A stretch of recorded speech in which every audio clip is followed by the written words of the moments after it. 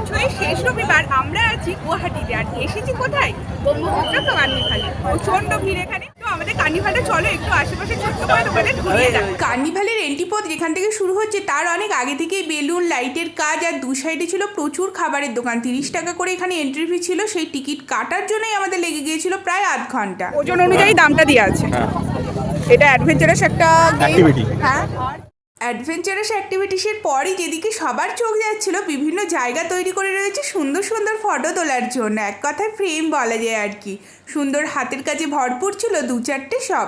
এখান থেকে টুকটাক কিছু কেনাকাটাও আমরা করেছিলাম। দাম ছিল কিন্তু ভীষণ। কি এগুলো? এইরকম পোকাও খায় বাবা, জানি না কারা খায়, আমার দ্বারা তো হবে না।